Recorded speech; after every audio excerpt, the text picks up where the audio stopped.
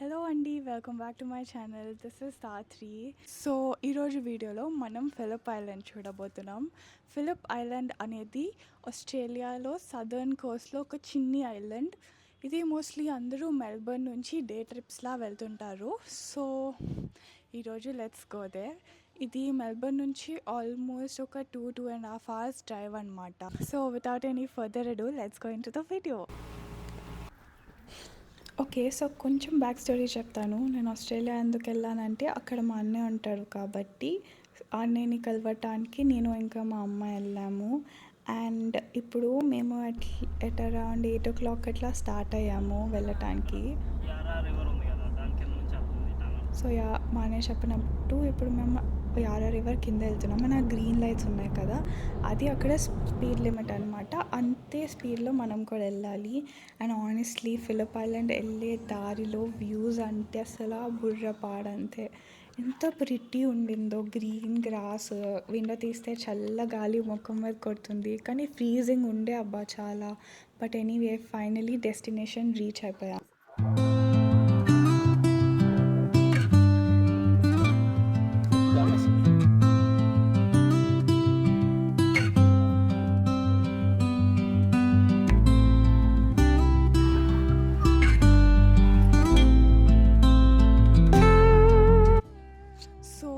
First stop వచ్చేసి San Remo ZTE అనమాట. మేము అక్కడికి అరౌండ్ ఒక 10 o'clock 10:15 కల్లా రీచ్ అయ్యాము. అక్కడ ఎందుకు వెళ్ళామంటే మాకు ఒక క్రూజ్ ఉంటుంది, ఒక 1 hour cruise. And per person వచ్చేసి $45 అయ్యింది.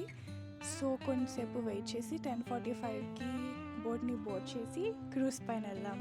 సో ఈ క్రూజ్లో we had indoor seating and outdoor seating and also complimentary snacks like tea, cake, coffee.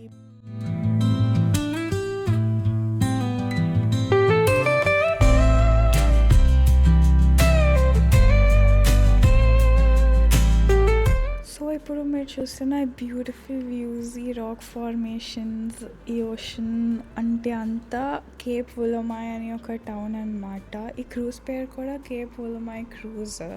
చూడండి వాటర్ ఎంత గ్రీనిష్ బ్లూయిష్ కలర్లో ఉందో. అండ్ ఈ కేవ్స్ ఇట్లాంటివి చూసినప్పుడు నేచర్ ఇస్ ట్రూలీ మ్యాగ్నిఫిసెంట్ అనిపిస్తూ ఉంటుంది. లైక్ ఇలాంటివి ఎలా ఫామ్ అవుతాయి? ఆ రాక్స్ కూడా లేయర్స్లా ఉన్నాయి. ఒక్క రాక్లా లేదు, అది బ్రేక్ అయినట్టు ఉంది. ఆనెస్ట్లీ చాలా ప్రిటీ ఉంది.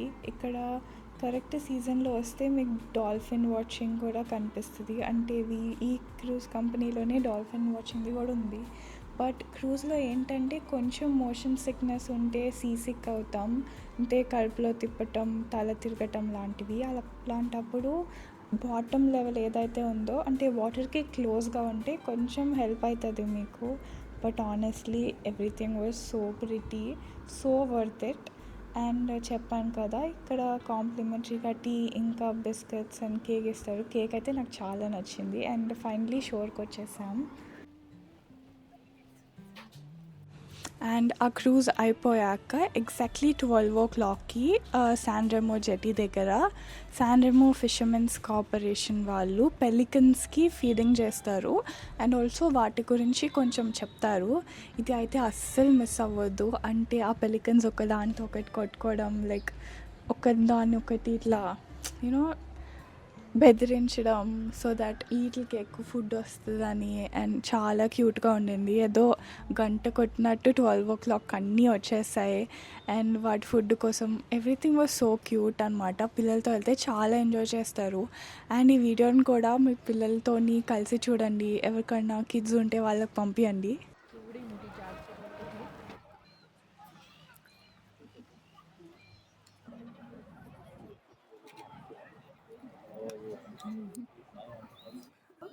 ఒకటి ఎగురుకుంటూ వచ్చింది కదా.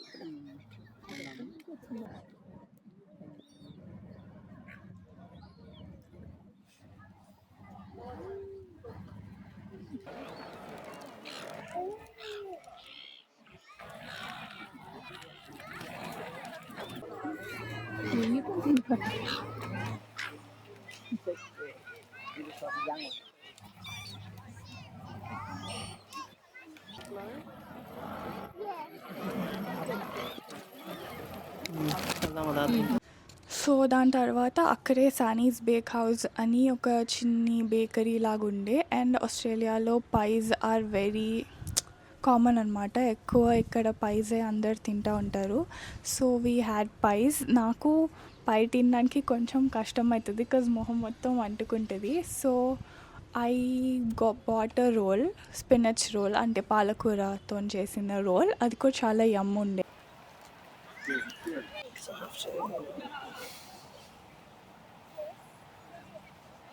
After having a quick lunch late brunch kind, మేము కోలా కన్జర్వేషన్ సెంటర్కి వెళ్ళాము. ఇదేంటంటే ఇక్కడ అన్ని కోలాస్ ఉంటాయి. కోలాస్ మీకు తెలిసినట్టయితే ఆస్ట్రేలియన్ నేటివ్ యానిమల్.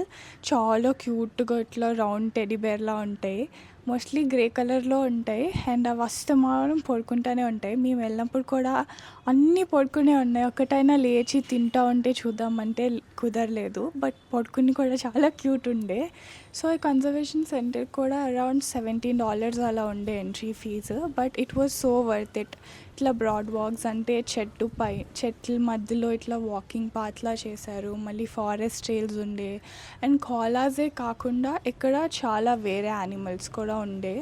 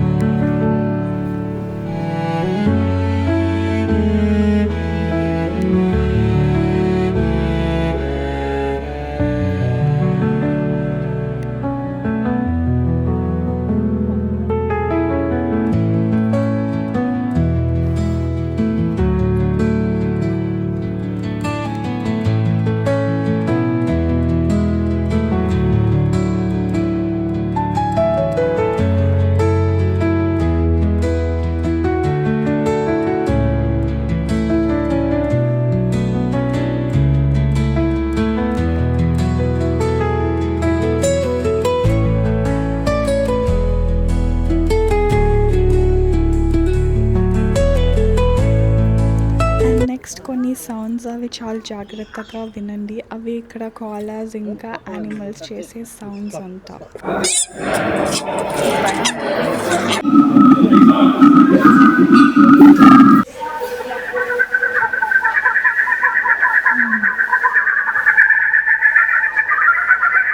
సో ఇది అయిపోయాక మేము మధ్యలో ఆగి కొన్ని హాట్ చిప్స్ తీసుకున్నాం. ఇక్కడ హాట్ చిప్స్ అనేవి కొంచెం ఫేమస్ అనమాట. అంటే వెరీ రెగ్యులర్గా తింటూ ఉంటారు అందరూ బయటకు వెళ్ళినప్పుడు, బీచెస్కి వెళ్ళినప్పుడు. సో హాట్ చిప్స్ తీసుకుని అక్కడే కవ్స్ బీచ్ అని ఉంటుంది ఒక బీచ్. ఆ బీచ్ దగ్గరికి వెళ్ళి we had hot chips. And దాని తర్వాత లాస్ట్లో పెంగ్విన్ పరేడ్ ఉంది. అది అయితే best part. But penguin parade కంటే ముందు కొంచెం టైం మిగిలిపోయిందని అదే కోస్ట్లో చాలా లుకౌట్ పాయింట్స్ ఉంటాయి. సో ఒక్కొక్క లుకౌట్ పాయింట్కి వెళ్దామని డిసైడ్ అయ్యాం. లాస్ట్లో పెంగ్విన్ పరేడ్ వస్తుంది, అంటే ఆ ఏరియా. సో స్టార్ట్ అయ్యాం.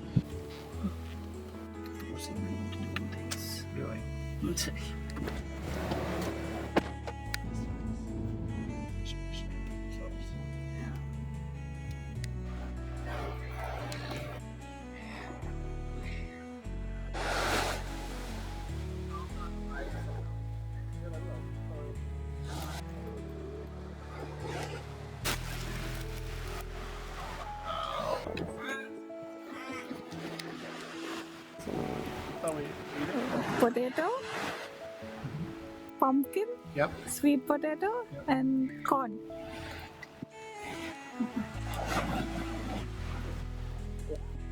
అండ్ ఆల్సో ఇక్కడ పక్షులు ఎంత దొంగ రాస్కెల్స్ అంటే అసలు ఫుడ్ని లాక్కుని కూడా వెళ్ళిపోతాయి అన్నమాట. బట్ వాటికి మాత్రం ఫుడ్ వేస్తే లాస్ట్లోనే ఇవ్వాలి, లేకపోతే ఎంత ఇరిటేట్ చేస్తాయి.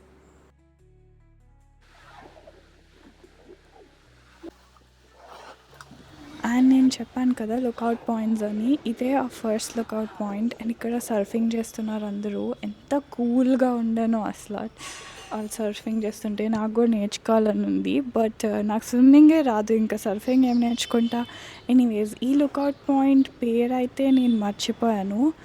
బట్ ఎనీవేస్ థ్యాంక్స్ అమ్మ ఫర్ టేకింగ్ దిస్ వీడియో. ఎంత కష్టపడితే ఈ వీడియో వచ్చింది అనుకుంటున్నారు. అసలే కెమెరా బ్యాటరీ అయిపోతుంది, ఒక పక్క స్టోరేజ్ అయిపోతుంది ఫోన్లో. బట్ యా, మీకోసం కష్టపడ్డాను guys. So like I said, ఇదేమో first lookout point. And second lookout point వచ్చేసి seal rock lookout point.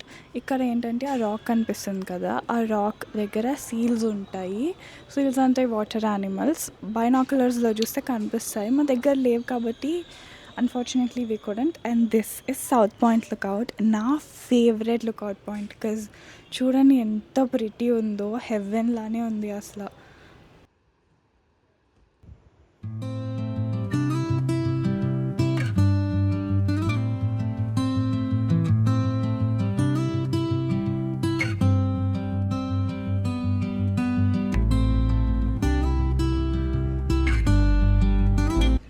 And ఈ లుకౌట్ పాయింట్స్ అన్నిట్లో నాకు సౌత్ పాయింట్ లుకౌట్ అంటే చాలా నచ్చింది. అది ఎక్కువ మంది ఉండే, బట్ చాలా బాగుండింది. అంటే వ్యూస్ కానీ, అక్కడ కింద green grass, blue ocean, and then mountains లాగా అట్లా అంతా చాలా బాగుంది. ఆనెస్ట్లీ ఆస్ట్రేలియాలో ఈ ఓషన్ లైక్ కోస్టల్ వ్యూస్ అన్నీ ఎంతో ప్రిటీ ఉన్నాయి. ఇది అండ్ గ్రేట్ ఓషన్ రోడ్ కూడా, that is just so beautiful. మీరు చూస్తుంటే ఆ పాటలో ఉంటుంది కదా, వాళ్ళు కనుల దానా అని ఒక పాట, దాంట్లో ఉంటుంది. So anyway, lastly we're at penguin parade. Penguin parade అంటే ఒక 6-7 అంటే సన్సెట్ అయ్యాక కరెక్ట్గా ఓషన్లోంచి పెంగ్విన్స్ అన్నీ కోస్ట్కి వస్తాయి, అంటే ఒడ్డుకు వస్తాయి. అవి ఒక్కొక్కటి వస్తాయి. ఫస్ట్ ఒకటి బయటకు వస్తుంది, తర్వాత చూసుకుంటుంది, ఎవరు లేకపోతే మళ్ళీ లోపలికి వెళ్ళిపోద్ది. అలా అన్ని గుంపులు గుంపులు వచ్చే వరకు అక్కడే ఉంటాయి ఒడ్డు దగ్గర. తర్వాత ఇట్లా లోపల స్లోగా వచ్చి వాళ్ళ ఇల్లులు అన్నీ వై చేసుకుంటాయి, అక్కడ వెళ్ళిపోతాయి అన్నమాట. ఎంత క్యూట్గా నడుస్తాయి ఇట్లా ఇట్లా ఇట్లా, సో క్యూట్. ఇది మాత్రం you have to experience at least once in your life time. Penguins అంటే యూజువలీ అంటార్టికాలో ఉంటాయంటారు, బట్ ఆస్ట్రేలియాలో కూడా ఉంటాయి. అండ్ మోస్ట్లీ ఈ ఏరియాస్లోనే ఉంటాయి ఎక్కువ. So it's a must experience. But అక్కడ వీడియోలు తీయనియరు, ఎందుకంటే మన కెమెరా నుంచి వచ్చే లైట్ వాటికి కొంచెం సెన్సిటివ్ అంట. సో అది రూల్స్ పాటించి అవి వచ్చేటప్పుడు అయితే ఏం తీయలేదు మేము కూడా. బట్ ఎక్స్పీరియన్స్ అయితే వెరీ వర్త్ ఇట్. కొంచెం దీనికి కూడా అరౌండ్ $40 ఆర్ సంథింగ్ ఉండింది entry price. But worth it. ఎన్నిసార్లు చెప్పినా కానీ ఇట్స్ సో వర్త్ ఇట్. ఒక్కసారి అయినా వెళ్ళాలి ఆస్ట్రేలియా వెళ్తే. అండ్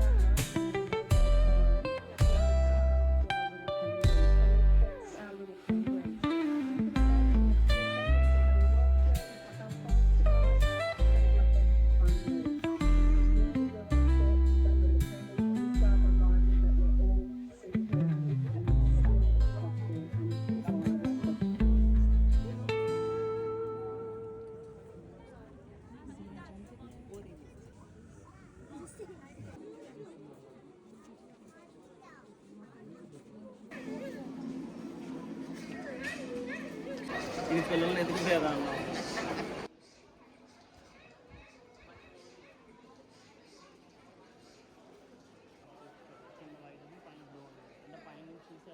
గైజ్ అంతే, ఈ వీడియోకి మీకు నచ్చిందని ఆశిస్తున్నాను. And I hope you will subscribe and you get to see more of such videos. నేను ఇది కొంచెం సినిమాటిక్గా తీద్దామని ట్రై చేశాను. It's my first time. నా కెమెరా కూడా ఫస్ట్ టైం ఆ రోజే యూజ్ చేశాను వీడియోస్ తీయడానికి. అంత స్టేబుల్గా హ్యాండ్ని హోల్డ్ చేయడం అంటే కెమెరాతోని చాలా కష్టం, ఎందుకంటే ఫోన్లో ఆల్రెడీ స్టెబిలైజేషన్ ఉంటుంది, కెమెరాలో ఉండదు. అంటే ఉన్నా సరే అంత గ్రేట్ ఉండదు అన్ని కెమెరాస్లో, దానికి గింబల్ కావాలి. బట్ మనకి అంత బడ్జెట్ లేదు. Anyways, so I hope you enjoyed watching this and subscribe, comment, share చేయండి అందరికీ. And yeah, bye bye. I'll see you hopefully next వీడియోలో చాలా తొందరగా కలుద్దాం మళ్ళీ. Until then bye bye.